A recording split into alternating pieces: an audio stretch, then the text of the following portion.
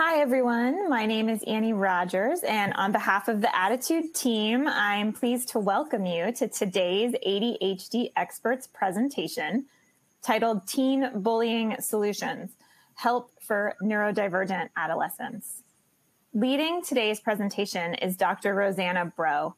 Dr. Breaux is a licensed clinical psychologist, director of the Virginia Tech Child Study Center, and assistant professor of psychology. Her research focuses on the social, emotional, and academic functioning of children and adolescents, particularly those with ADHD. Today's webinar will address harmful bullying behavior at school and what parents and educators can do about it. We'll discuss ADHD-centered interventions and why kids with ADHD are more likely to experience bullying as the victim or as the perpetrator. We'd like to begin today's webinar by asking a poll question to our live audience. Which ADHD symptom or trait do you feel makes your child more vulnerable to bullying? Please select your answers, and you can comment in the text box under the video player to tell us more. Also, for answers to common webinar questions about things like slides, transcript, certificate of attendance, know that you can click on the FAQ tab of your webinar screen. If you're listening in replay or podcast mode, visit ADDitudemag.com and search podcast 458 to access the webinar resources. If you support the work we're doing here at ADDitude to strengthen the ADHD community, we encourage you to visit ADDitudemag.com/subscribe and sign up for ADDitude magazine for yourself or to share with a teacher or a loved one who could benefit from greater ADHD understanding. You can click on the magazine tab on your screen to learn more about how to subscribe to ADDitude. Finally, the sponsor of today's webinar is Play Attention, NASA-inspired technology that improves executive function and self-regulation. For more than 25 years, Play Attention has been helping children and adults thrive and succeed. Tufts University School of Medicine found Play Attention significantly improved attention, executive function, academic performance, and behavioral control of ADHD students.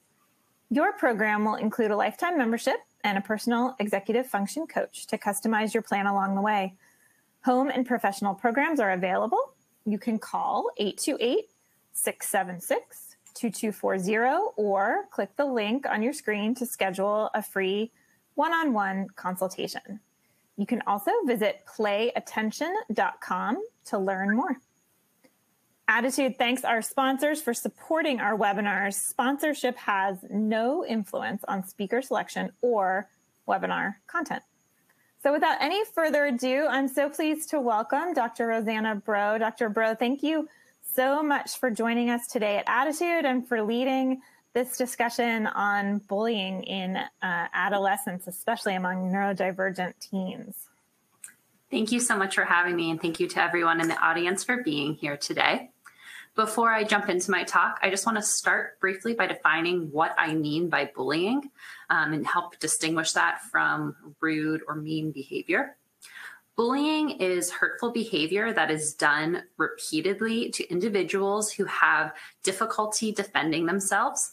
The hurtful behavior can be physical, such as pushing, verbal, such as name calling, or social, such as kind of gossiping or excluding others from one's group. Traditional bullying occurs through face-to-face interactions, whereas cyberbullying uses technology such as messenger apps, social media, or other digital platforms to perpetrate the hurtful behavior. Bullying is distinguished from rude or mean behavior in that rude behavior generally consists of kind of brief incidents of rudeness that are usually unplanned and spontaneous in considerations, whereas mean behavior is purposeful can include saying or doing something to hurt someone, but it's typically only occurring once or twice rather than being repeated in the sense of bullying. And the reason I start off by this is that as a society, I think the term bullying often gets thrown around and is used to label a range of behaviors, many of which can fall more under that rude, mean, or insensitive. And so we really want to be focusing on where we're having these repeat intentional acts where there is an imbalance of power. So why are we talking about this through ADDitude and focusing specifically on a neurodivergent population or youth with ADHD? This is because we know that adolescents with ADHD or elevated ADHD symptoms, so not even if they are formally diagnosed, are at greater risk of both bullying perpetration as well as victimization. And this is true for both traditional face-to-face bullying as well as for cyberbullying. Just so you know, I will sometimes use the abbreviations BP and BV as shorthand to refer to bullying perpetration and bullying victimization in my slides. So I just want to note that up front. To give you a sense about these elevated rates among adolescents with ADHD, research suggests about 2/3 of youth with ADHD are victims of bullying, compared to only about 35% of youth without ADHD. Rates of perpetration are less. They're, depending on studies, between about 16 to 36% of youth with ADHD, relative to about 6% of the general population. And it's also important to note that a small portion of youth with ADHD are both victims and perpetrators. Additionally, it's important to note that both ADHD and bullying involvement share increased risks for a range of negative outcomes.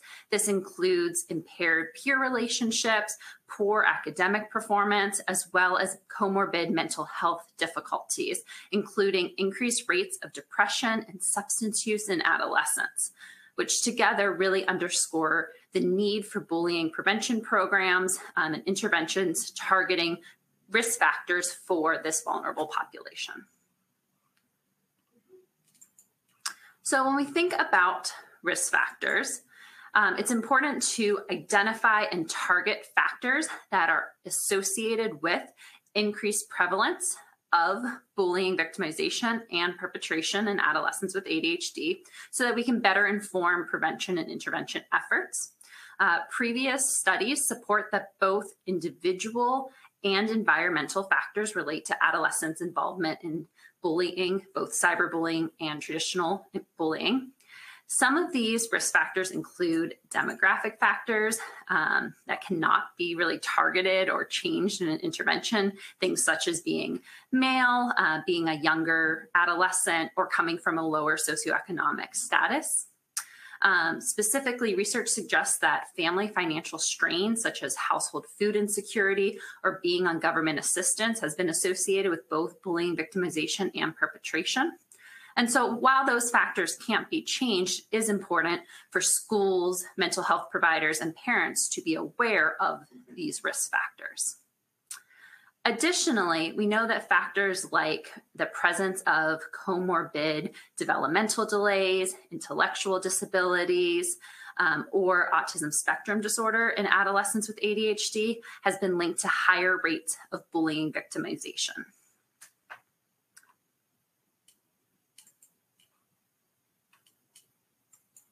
Sorry, I did not move that along while I was talking. In terms of factors that are able to be changed and consistent with this idea that younger adolescents are more at risk of experiencing bullying, victimization, and perpetration, I do want to briefly note some things to consider in terms of developmental changes within this population. So specifically, we know that children with ADHD are more likely to be victims of bullying or school violence in elementary school. However, by middle or junior high school, they're now more likely to be both victims and perpetrators. although we know that school bullying problems generally tend to decrease by high school. And so thinking about different windows based off of age, and why we're focusing particularly on the adolescent developmental period is to really highlight this middle school period in particular, where we have increased risk for both victimization and perpetration. So what are those modifiable factors? Some of the factors that have been linked within the home environment are adolescents having low satisfaction with their family relationships, as well as having poor friendships, not having best friends, feeling like they don't have a social support system. There's also been research linking when schools are more frequently reporting problems home to parents, and this could be things related to engagement, related to disruptive behaviors in the school, that these individuals are going to be more likely to be victimized in a school setting. Additionally, there's extensive research suggesting that adolescents who display executive dysfunction and poor inhibition are more likely to be victimized. So these are people who have a hard time with things like organization, time management, planning, being able to regulate their emotions, being able to inhibit their behaviors and not act impulsively. Finally, it's important to note that youth with ADHD who display comorbid anxiety disorders are 3.5 times more likely to be bullied than those who do not have anxiety. And so the reason I want to highlight this is that we're seeing kind of across the ADHD spectrum, both those who are displaying more outright kind of disruptive behaviors, as well as those who may be displaying more internalizing anxious behaviors being at increased risk. In terms of risk factors related to bullying perpetration, some of the modifiable factors are things like lack of school engagement, which can include things as not participating in extracurricular activities, not completing or turning in homework assignments. Similar to what we saw with risk for bullying victimization, there's also research suggesting that when schools are reporting problems home more frequently, those youth with ADHD are also more likely to be perpetrators of bullying. And also similar to bullying victimization, we see some risk factors that are modifiable, including social difficulties, poor self-regulation. So this includes things like having a hard time staying calm, being more likely to argue with adults or friends, as well as overall just having poor management of one's behavior and emotions. I do want to note briefly that there is some differential risk factors for cyberbullying versus traditional bullying, although a lot of the same risk factors apply. Specifically, there's some evidence that frustration and tolerance, as well as low reward responsiveness. So these are two areas that are commonly impaired among individuals with ADHD. So not being able to kind of manage feelings of frustration or anger, as well as kind of not responding the same way that we would expect to positive reinforcement, receiving praise or rewards for good behavior, are going to be linked to increased risk for cyberbullying, whereas more behavioral inhibition, as well as seeking out kind of risk or high fun events, have been more linked to traditional behavioral in-person bullying, which makes sense because we're thinking about kind of planning and doing something, which is what's often necessary for cyberbullying. You're not just acting in the moment, you're often having to type or kind of engage with something online. It makes sense that that's a little bit more planful and versus just someone who's reactive and lacks inhibition, which is what's often happening in the moment for traditional bullying. So when we think about treatments, I do want to kind of highlight some interesting research that's been found related to the role of medication, since many adolescents, with ADHD are on stimulants. We know that, and I do want to just note that this work has been done more related to aggression rather than bullying specifically, which obviously are not the same thing. But as I was just alluding to, there is a clear overlap between these constructs. And research suggests that while stimulants are helpful at addressing that kind of reactive aggression, that is getting explosive or responding to someone in an aggressive manner, kind of in response to them provoking you, which is often our bullying victimization group. We know that in contrast to that, stimulant medications can actually increase proactive aggression. And so that is when people are kind of premeditating their engagement in aggressive behaviors, which is often our bullying perpetrators, or again, is going to be more strongly linked to that cyberbullying, which takes a little bit of proactive planning. And this suggests that stimulants may not be an effective treatment for any of our adolescents with ADHD who are bullying perpetrators specifically, because it could actually backfire and lead to increased engagement in such bullying behaviors, but that it would be an effective treatment to help with regulation for our adolescents with ADHD who are experiencing victimization. So what are some behavioral interventions then that might help protect against bullying risk? I mentioned kind of the role of executive functioning as well as parent and peer involvement. So one intervention, the Challenging Horizons program, which is a school-based treatment model for both middle and high schoolers with ADHD that targets both social and academic challenges that these students often experience. Adolescents who are participating in Challenging Horizons meet with staff several times a week during the school week and learn organizational skills, study strategies, and social behaviors. There's also opportunities for parents to connect and learn some strategies and ways to help support these skills in their adolescence. Related to this, there are several more kind of clinic-based interventions. STAND is one example, which stands for Supporting Teens Autonomy Daily. And this is conducted with weekly therapy with both the parents and the adolescents with ADHD. And it focuses on areas of attention, motivation, and organization. And because we know that adolescents who have difficulties in these areas are at risk for underperforming in school, as well as having strained relationships with their family members, which are two of those risk factors we discussed.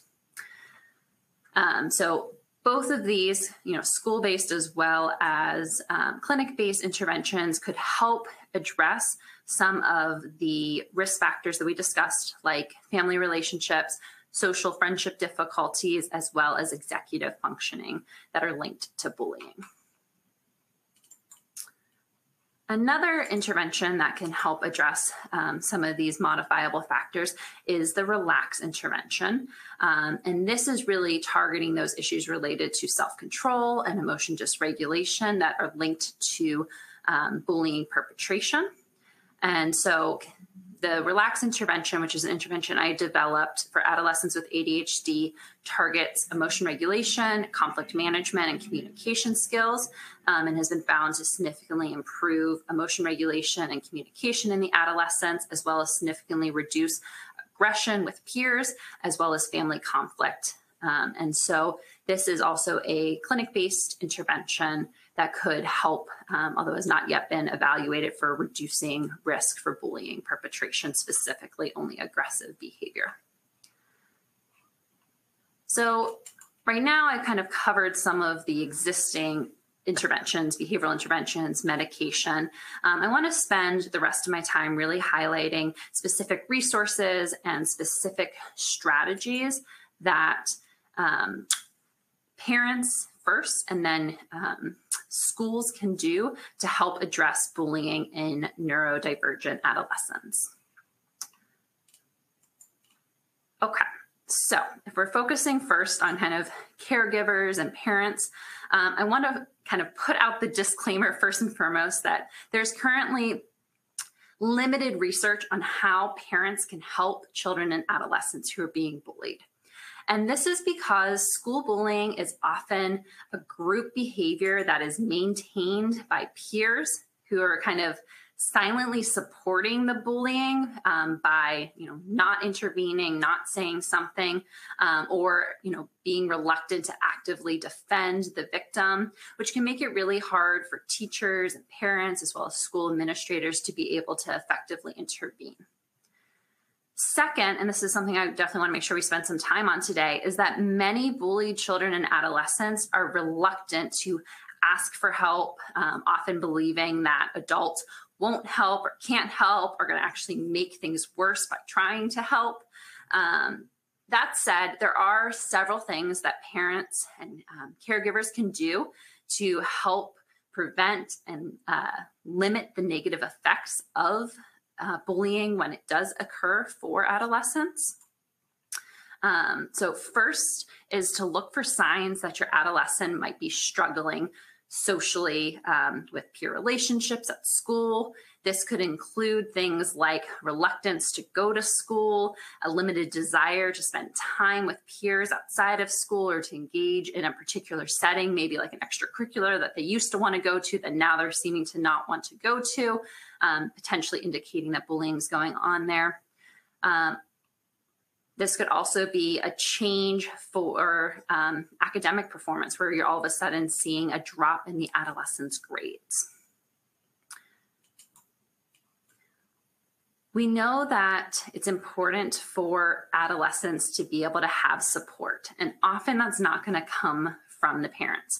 So yes, some adolescents will confide in their parents about difficulties that they're having with classmates, but others are going to be reluctant to do so. And so we still want to encourage adolescents to seek out support from others like older siblings, teachers, mentors, counselors, or extended family members like an aunt or uncle.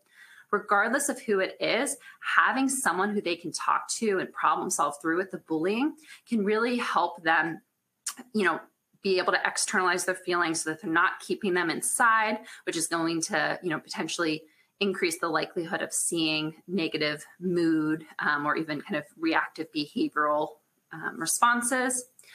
It also can help your adolescents feel less alone as they are experiencing the bullying, and help them generate a plan for how to reduce the risk of bullying or stop the bullying from occurring. And some of the strategies related to that is, really helping encourage your adolescent once you do know that bullying is occurring, or it seems like things might be going on in certain situations. It is, when possible, to help them stay away from the places where it's happening, or if they have to be in those situations, making sure that they're staying near adults or other peers, because we know that bullying is most likely to happen, particularly when adults are not around. So when adolescents are kind of on their own, but recognizing that we know many adolescents with ADHD are struggling to make those connections socially, and so figuring out who their kind of safe people can be. I do want to just note, so adolescence is a period where there's a lot of changes in mood and behavior. So while some of the common kind of red flags we often discuss are things like your adolescents acting differently, seeming more anxious, seeming moodier than usual, not eating or sleeping well, there are a lot of reasons why these things can be going on. It is good to be aware that these things are happening, but looking for more concrete things, like maybe avoiding certain things, like not wanting to use a bathroom at school, not wanting to go to unsupervised social events, or seeming upset after they've had, a phone call, a text, a FaceTime, or received an email, not wanting to hang out with friends that they previously did hang out with. Those are some kind of more concrete red flags or risk factors that we can be looking for, rather than just kind of changes in mood, behavior, academic performance, which might not only be associated with bullying. Because we know it is such a hard thing for an adolescent to come forward to an adult or to a parent to let them know about their experiences with bullying. It's really important that you make sure that your adolescent feels heard and supported when they do come to you with that. Thank them for being brave, acknowledge that they did the right thing by coming to you with this, treat their concerns seriously, validate the emotions that they're experiencing as a result of that. That said, we want to make sure that parents don't act hastily. So oftentimes well-intentioned parents, will jump in and want to call the parents of the alleged bullies or call the school. And it's important to kind of take a step back and first focus on whether your adolescent feels safe. Can they return to school safely? If you suspect that your adolescent is being bullied and is not safe to attend school, then it is a good idea to contact your your adolescent's school or teacher or counselor or principal. And again, the focus there should be on safety, not necessarily on, punishing or changes in plans. It's, can there be a plan to help prevent bullying from happening in the future and keep them safe while this plan is being worked out? Involving your adolescent in the discussion of that plan is really important. Asking them what they think might be helpful in this situation rather than you being the one driving that conversation or jumping right into action. As I mentioned a little bit ago when we were discussing interventions for adolescents with ADHD, one of the effective things that parents can do when your adolescent is experiencing bullying is to really help teach them effective emotion regulation and coping skills. Parents can help coach their adolescents on different healthy ways to cope. So, talking about, well, when I'm feeling really hurt by something a friend did, I like to draw or listen to music or go for a run. What are coping strategies you use to help yourself feel better? You can also really problem solve with them and talk through how can they respond in the face of bullying. This is things like encouraging them to be assertive and, if it's standing up to peer pressure or reacting in kind of a calm manner and walking away. There's a lot of research that supports the idea that when bullying victims show signs of being hurt, like crying or withdrawing, or if they act in a really reactive manner and getting kind of upset about it, it leads to more bullying for those adolescents. So being able to kind of coach them beforehand, even do some role playing to help them practice what they might want to say in these situations, helping them build those coping skills like taking deep breaths so that they can remain calm in the moment and then process their feelings afterwards can be really helpful to reduce the risk for bullying being an ongoing issue. Of note, there is also research to support the fact that having even one meaningful friendship can really help reduce the negative effects of being bullied.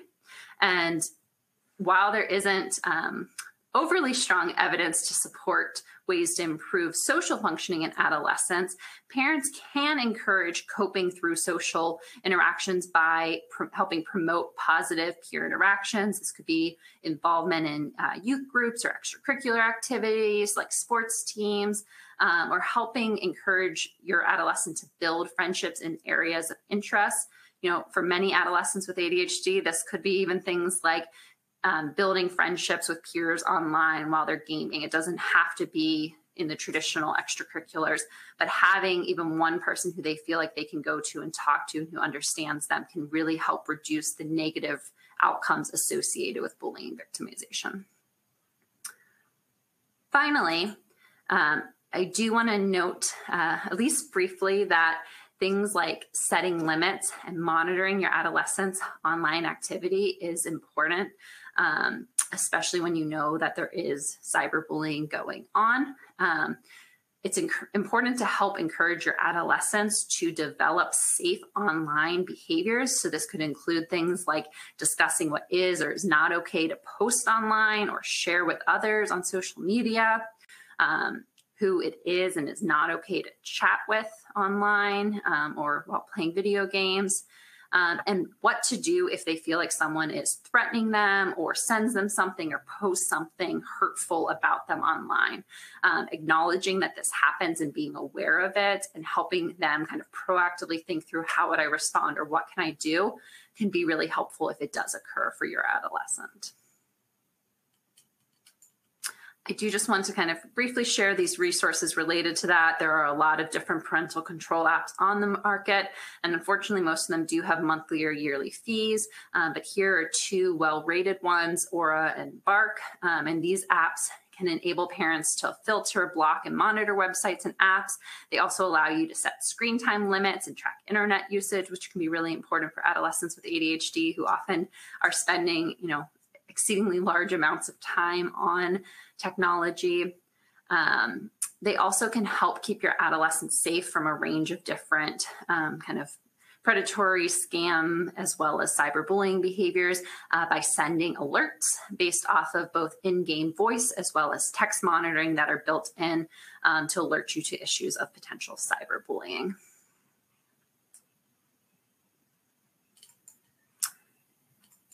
Another resource that is great both for parents and caregivers as well as schools is stopbullying.gov. This website has many different strategies that parents and school staff can use to help prevent bullying by talking about it and helping build a safe school environment, as well as implementing community-wide bullying prevention strategies.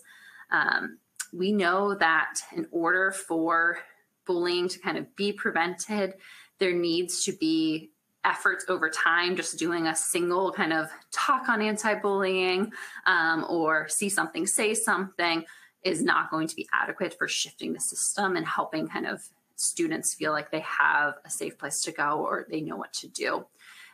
Because there are no federal mandates for bullying curriculums, stopbullying.gov is a really nice place for schools to go to that provides resources for evidence-based programs, as well as materials for staff trainings and activities that teachers can use to help teach students about bullying and bullying prevention. Building on that, I just want to note, given evidence kind of suggesting a link between bullying and suicide-related behavior and an increased risk for suicide attempts among adolescents with ADHD, that there are some resources like this one here by the National Center for Injury Prevention and Control, which discusses this relationship between bullying and suicide and provides concrete strategies that schools can implement. I can share this link with you all for this resource in the materials that will be included with the webinar and podcast. But I'll just highlight some of the strategies that are included in this document, which include things like helping encourage that connectedness with school or involvement with school, teaching coping strategies as part of school, which obviously in the aftermath of the pandemic is important for also reducing risks for anxiety and depression that all adolescents are experiencing, but that we're seeing increased rates for adolescents with ADHD. Another thing that this resource talks about is helping teach school personnel about vulnerable populations, which includes students with ADHD, as well as some of those risk factors that I discussed in the beginning of my talk, as well as appropriate ways to intervene in bullying situations. It also provides a lot of support and referral information for the youth who are involved, and talks about the importance of including families in this. So rather than just intervening, kind of addressing it in the moment, and really talks about the importance of empowering youth. And one of the big things it focuses on here is trying to provide concrete, positive, and proactive ways that adolescents can help influence the social norms of their peers, so that bullying is kind of viewed as an uncool behavior or something that's not acceptable, rather than just kind of responding to each incident in the moment.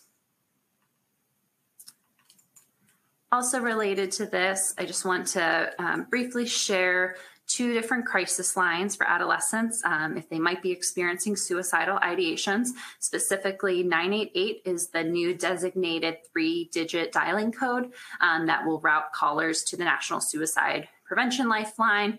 This is also known as the 988 Suicide and Crisis Lifeline, and this is active across the United States, as well as the Trevor Lifeline, which is specific for adolescent members of the LGBTQIA+ community.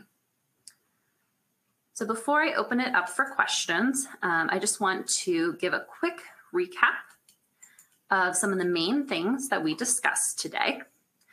First, adolescents with ADHD are at increased risk of both bullying victimization and bullying perpetration.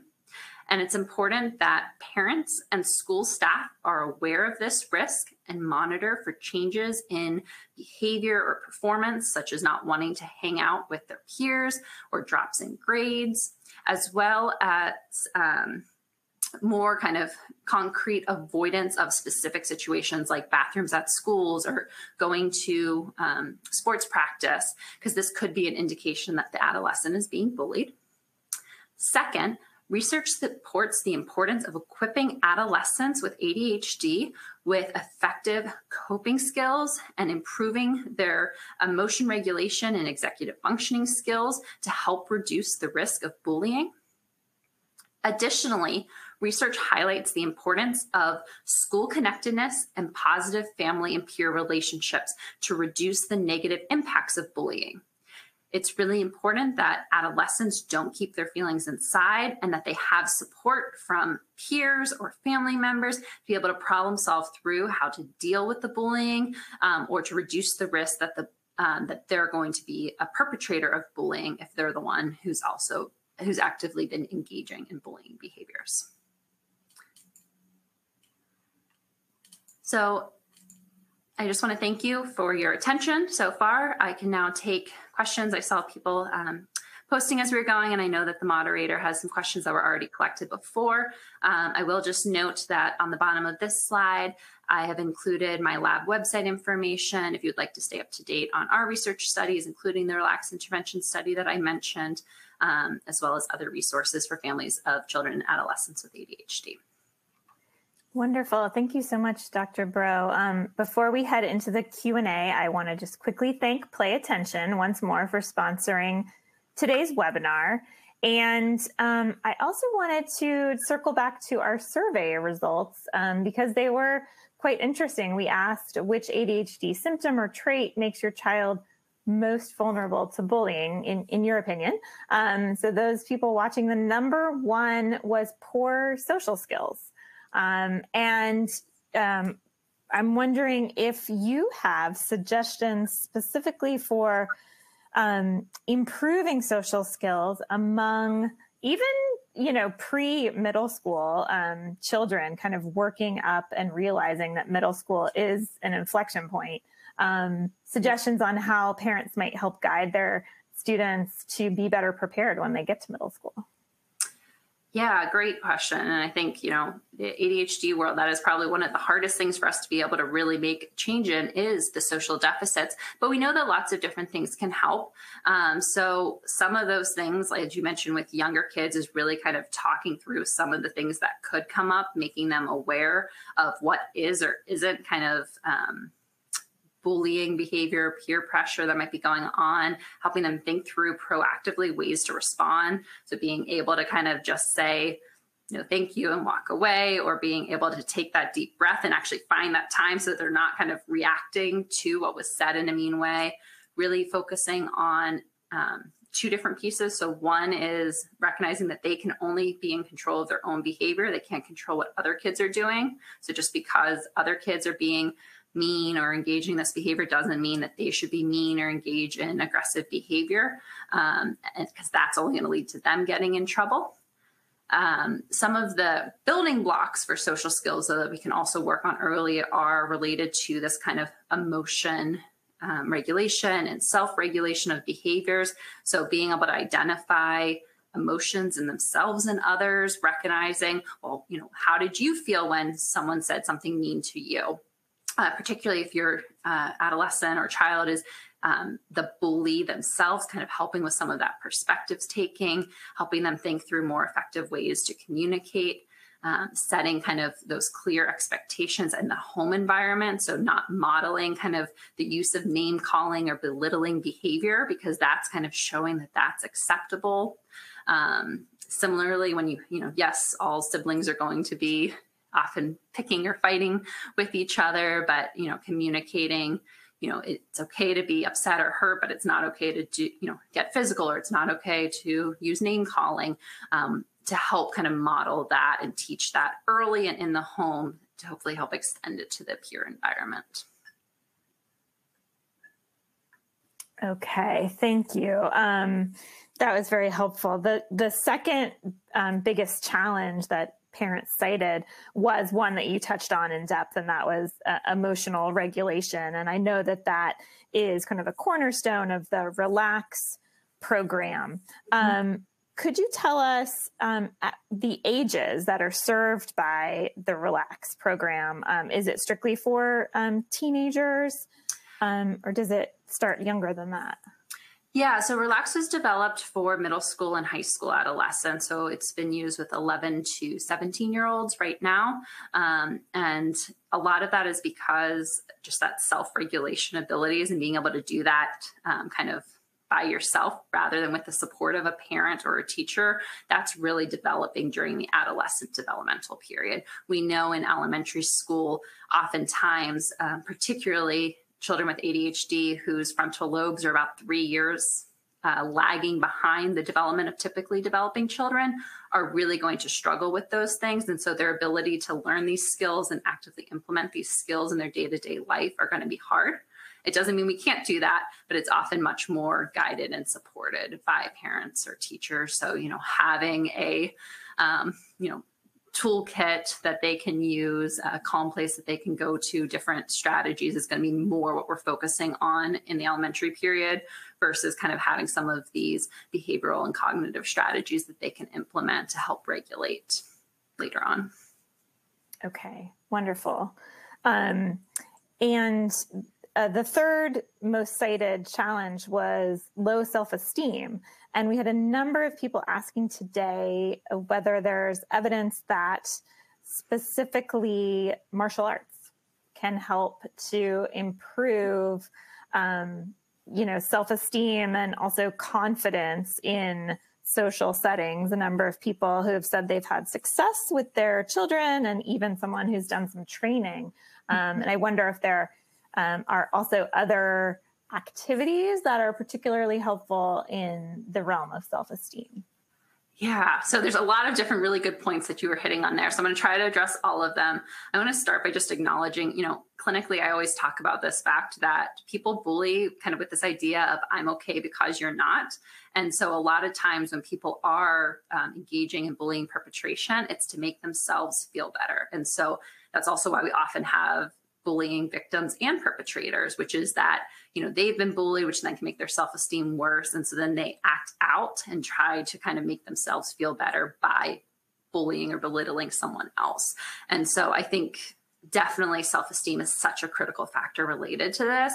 And so the broader thing there is, yes, helping your adolescents or your children identify, things that are areas of strength for them, helping them focus on that, helping them really focus on, the social relationships that are going well, rather than kind of just dwelling in on this one thing, which is often a vulnerability or an area of insecurity for the child or adolescent that the bully is picking up on. Regarding martial arts, Taekwondo, there is a lot of research supporting in general physical activity, but specifically, these physical activities that also have a mindfulness component, which kind of ties into and the self-regulation component, which is what we were just talking about, which martial arts, Taekwondo definitely have. And so I don't off the top of my head know of research that specifically links that to bullying reduction. It definitely has been linked to management of ADHD symptoms and self-regulation, which, as we talked about, are related to risk for bullying. And so I don't know for sure that research has not been done, but it makes sense that would be helpful. Okay. Yes. Wonderful. And you brought up the point of how um, bully, children who are bullied easily become bullies. And we had a great question on this topic specifically. Someone wrote to say kids with ADHD feel pushed around by society, especially because, and then they're also especially sensitive. But then they bring that rage home and they bully their siblings almost as a form of relief. Can you offer any advice for parents to help their children see that they're hurting others, and as this person wrote in, to stop the circle of doom? Yeah, I mean, and I think you're kind of somewhat answering your own question with this. Like, the communication is so key in these situations. Trying to understand what's leading to your child acting out when they get home. Oftentimes we see this pattern of kids kind of hold it together all day, or, you know, they've had a really bad day, and so they come home and they unleash. And whether that's through emotional behavioral dysregulation, or, you know, being mean to a sibling or a pet, you know, trying to understand what's leading to that. Again, kind of going back to what I mentioned earlier of helping them try to understand, you know, well, how did you feel in these situations when so-and-so, you know, said something mean to you? How might your sister feel when you said this to her? And kind of setting those clear expectations of, you know, it makes sense that you were upset or because X, Y, or Z happened at school today, but it's not okay for you to take that out on your sister, you know, and helping them problem solve through. So when you're upset, what are some other things, and really tying that back into those coping skills? What are effective ways to manage that hurt, that frustration, that feeling of hopelessness or insecurity? Okay. And the fourth most cited challenge from our survey was impulsivity.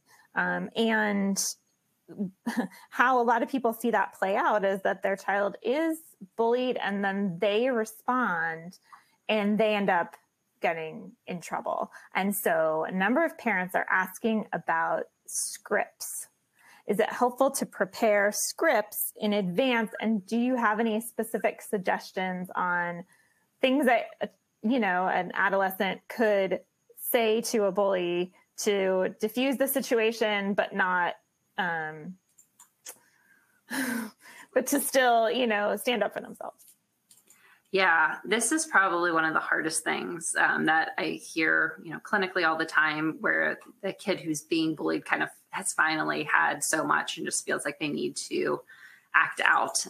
And so I think the idea of scripts, we see that a lot more with the neurodivergent population, particularly the autistic community. And I think it can be helpful depending on the age of your child or adolescent, and kind of, if that's something that's worked for them in other situations, really kind of thinking through, here are some things that you can say. That's very similar to kind of this idea of problem solving. I think what worries me about scripts specifically is we don't know exactly what they're going to say, or same thing with problem solving. And so whether it's kind of focusing on the just kind of having a take a deep breath and calmly walk away, because that is still standing up for yourself. I think that's one of those things that we often overlook, is like, if we don't have the last word, or if we don't react, we're basically accepting it. And in the face of bullying, that's not often the case. If they then continue to follow the child or kind of keep engaging, that's where then the working and helping problem solve. So praising your child for being able to maintain that control, but helping them think through. So when they're doing that, if they're following you, where can you go so that you're not kind of at risk of continuing to do it? I think the idea of being able to talk through ways, and it's hard for right now, we're kind of talking very in the subjective and without knowing, is a good strategy overall, but we don't always know what exactly the situation will be. And so going back to that point of really having your adolescent focus on themselves, and not getting aggressive, not kind of showing that tears or emotion, and kind of recognizing and validating that is really hard, but we know that that's going to help, kind of falls into that same idea of scripting or kind of problem solving through ways to react. Mm-hmm. I have to say that I recently heard, I don't know if it's good or bad, but I liked it. Someone suggested as a response, very simply, your opinion of me is none of my business, and walk away. And I think it's like just confusing enough that it makes them stop and think, and then off you go. Yeah. And I have heard that, I think one of the things, if some adolescents with ADHD have great senses of humor, so being able to turn it into a joke, which I think that kind of falls under, is a great way to respond for some adolescents with ADHD. If that's not natural, or your adolescent is not someone who humor comes easily to, or that they're going to struggle with, that's probably not a great way to respond. But figuring out, and that's going to be different for each child or adolescent, kind of how they can kind of take it on in a calm manner, kind of acknowledge it, or keep walking away. Right. No, good point. I feel like that's the one I wish I had said when I was a kid. Okay. So we saw also in our survey that quite a few parents cited this phenomenon that we call RSD, rejection sensitive dysphoria. And that, many, both children, teens, and adults with ADHD experience this, where a very small slight feels enormous. It feels physically painful. Yeah. And someone wrote in and said, sometimes a student with neurodiversity perceives bullying or feels that others are being mean, but upon further nuanced understanding of the situation, it seems they're misreading the situation. Parents, can't see for themselves, and they sort of, are trying to help their child advocate. How can an educator deal with a situation like this, and a parent, to help see if this is true bullying or if it's a case of, RSD? That's a great question. I think that goes back to one of the first slide that I had of, some of it is, is this just one time happen, and trying to understand, and yes, recognizing that there's always two sides to the story. And so the way that our adolescent is presenting it or perceiving it might not be how it was intended is important. So that also goes back to that idea of asking your adolescent sometimes, well, what do you think would be helpful in addressing this? And so that can give you an insight into well, is this something that every single day they're doing this thing to them? Or was it just, oh, well, they only said it one time, so, I probably can just ignore it or talk through it.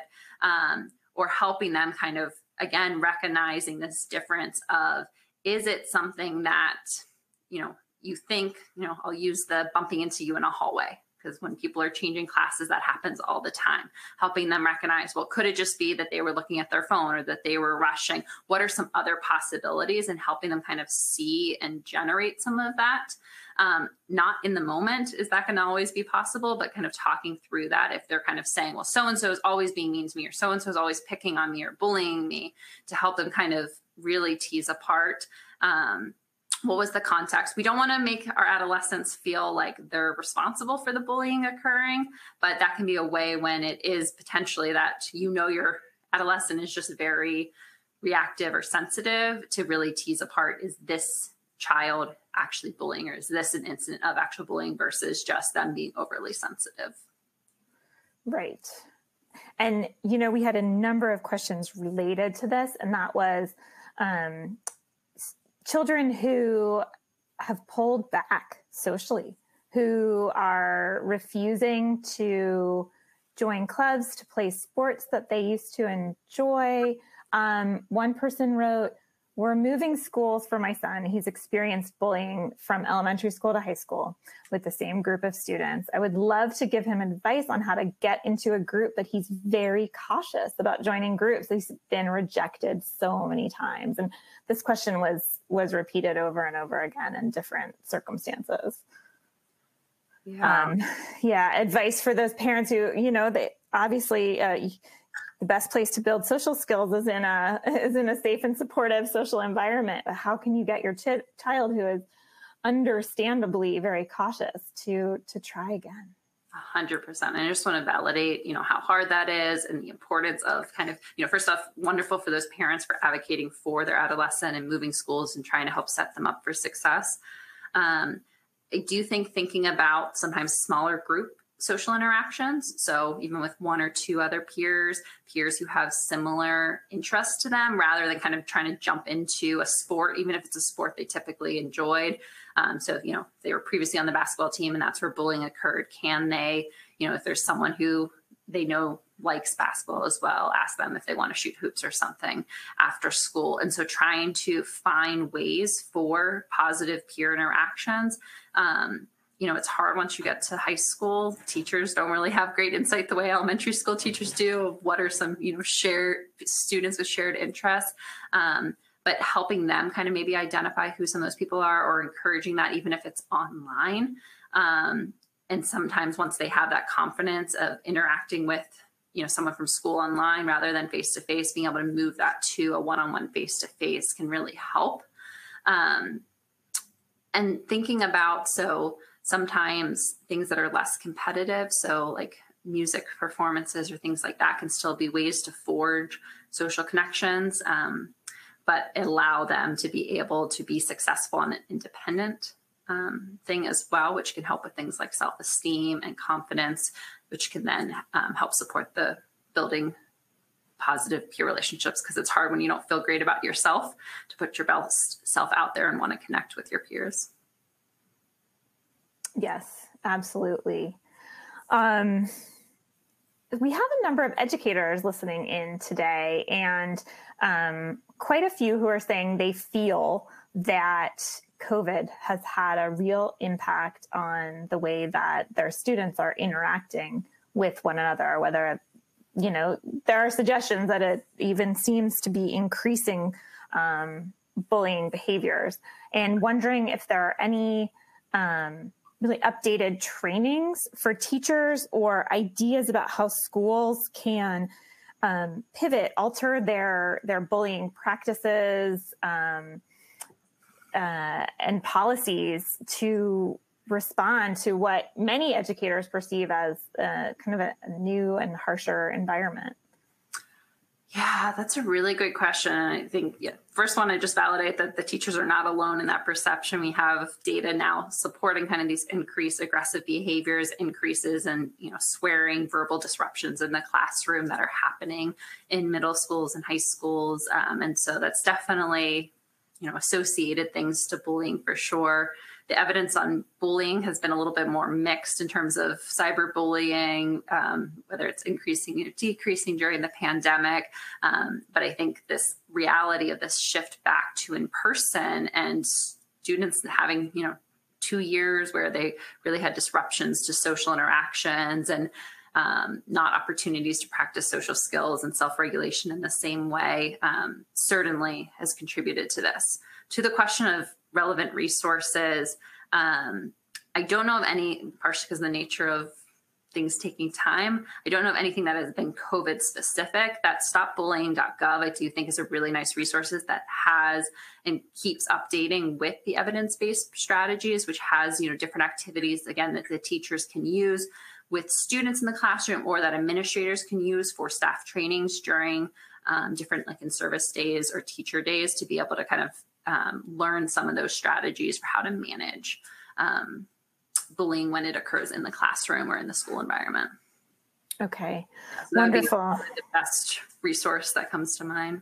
Mm-hmm. Perfect. Okay. Well, and we'll make sure, I know that was linked in your presentation, and we'll make sure to include that, as well as a couple of people had asked about more details on Relax. So we'll include links to those in the follow-up email to everyone who registered. And I have one more quick question to sneak in, because it was quite common. A number of folks having their kids, having trouble getting their children to open up about what's happening at school. And to talk with them, whether it's because of shame or they just want to leave it behind, understandably. But any tips for parents on how to get, especially their teenagers, to talk to them? Yeah, I was going to say we could do an entire hour just on that, because that's one of the most challenging things. I think a couple things that come to mind there is, one, letting them kind of come to you when they're ready, not forcing it. That dreaded question of like, how was your day or how was school is not a good way to get them to open up. I think knowing your adolescents and trying to find those times. So for some, if you drive your kids into school that morning ride of, what are you asking questions that are more kind of, what are you looking forward to today? Or, is there anything that you're worried about today? To kind of open those conversations. And then over time, making sure that when they do come to you with things, that you're providing supportive, validating responses. One of the main reasons why adolescents cite that they don't go to their parents is that they feel like they don't understand, or that they're kind of will often just jump to like trying to fix it. Whereas sometimes they just want to be heard and validated, or kind of sit with that, like, yeah, this is really hard, or this is challenging. And they get that more from their peers than they do from adults, and particularly parents who jump to the trying to solve it. And so one of the strategies that I'll often use is like, what do you need right now? Do you just want me to listen? Do you want me to help you solve? Do you just want, to vent? And so being able to meet them where they're at in that moment and find that time. So for some, it's while you're cooking dinner. For some, it's on, the drive to sports practices or school or something like that. But putting that out there, responding in a supportive manner, and over time helping them realize that you are a safe person that they can go to for support, rather than forcing it on your terms and when you want it. That is wonderful. And I will mention that we have a great article in the summer issue of ADDitude magazine on this exact topic of not trying to fix every problem that your adolescent brings to you. And I know I personally struggle with this, so I recommend everyone read that. But in the meantime, we are at the close of our time today. Dr. Breaux, thank you so much for leading this presentation today and for answering so many of our listeners' questions. We really appreciate your contributions to the ADHD community. And thank you also to our listeners today for such great questions. We hope that you will join us for more free webinars from ADDitude. Our next one next week is on the unique ways in which ADHD is experienced by men. So make sure you don't miss that or any other upcoming webinars, articles, research updates. You can sign up for our free newsletters at attitudemag.com/newsletters. Thank you again, Dr. Breaux, and thank you everyone for joining us today. Thank you.